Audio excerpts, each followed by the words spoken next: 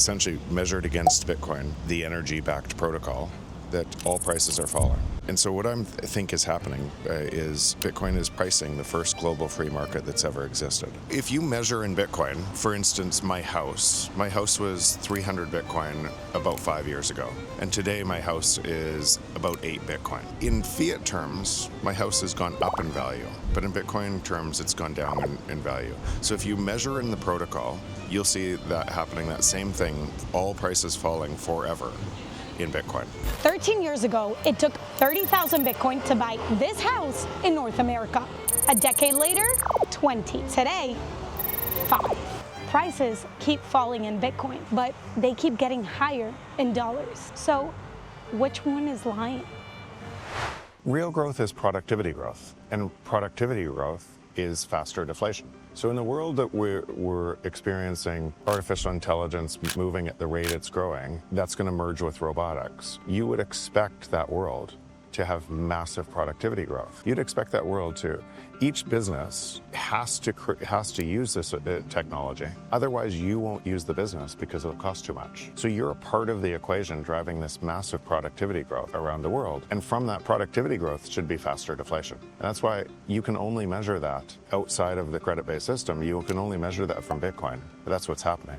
That productivity rate growth, if you own Bitcoin or is part of that system, is flowing to you. If you don't, it's being extracted from you. There's an objective reality that the natural state of the free market is deflation. That is a fact.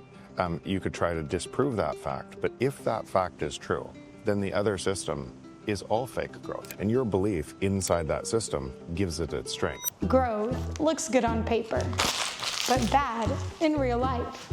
Let me explain. Charts go up, headlines cheer, people clap, but numbers always lie.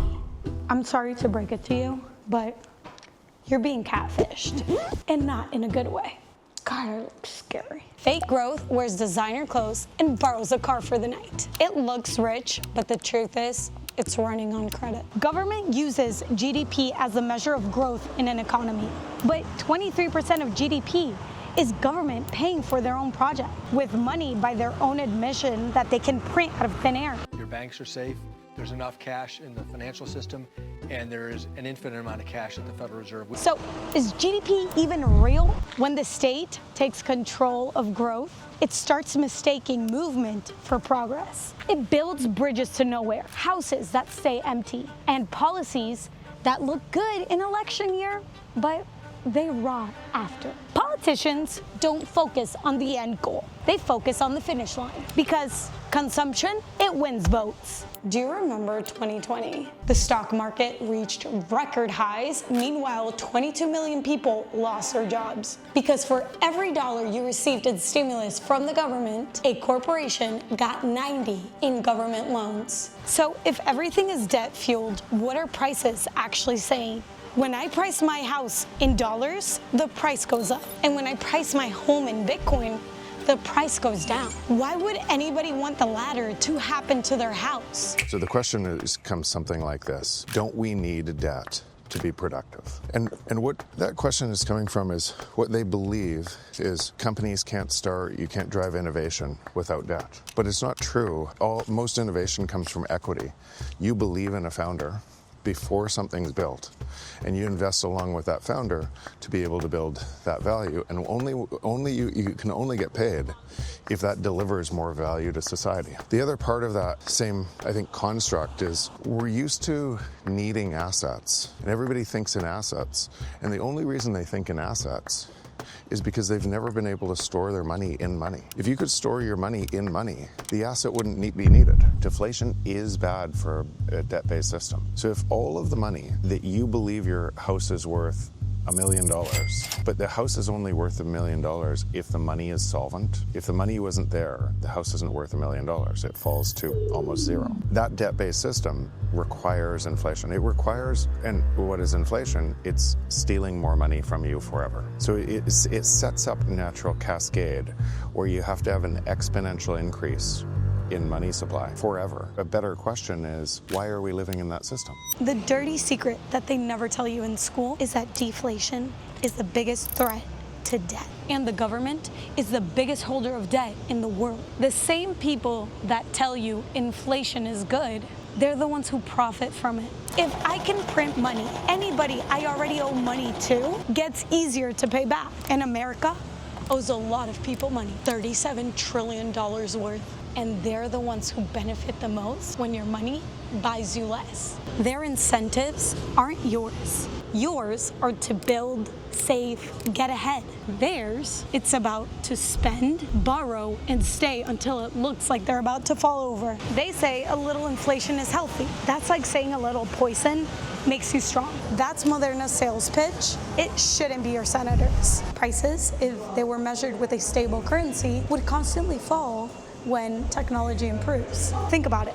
Why can you buy a flat screen TV half the size of your wall for half the price of one that it would cost back in the 80s? All while the TV companies are making record profits. Moore's law proves that computing power doubles while cost halves, but your paycheck doesn't. That law applies to the real world in a slower form through robotics, factories, and renewable energy sources. But our system can't allow us to realize those discounts because the real deflation would collapse the illusion. So what actually happens when the truth gets priced in Bitcoin? First, they think Bitcoin's a scam. Then they learn more about it and they understand it's not at all. It's the system they live in is a scam. And then they buy a little bit of Bitcoin, but they're still pricing it in the other system. And then as they start to understand how they could run a node, they could be part of a new system, they can move their time and energy to a new system, other things start to change too. All of the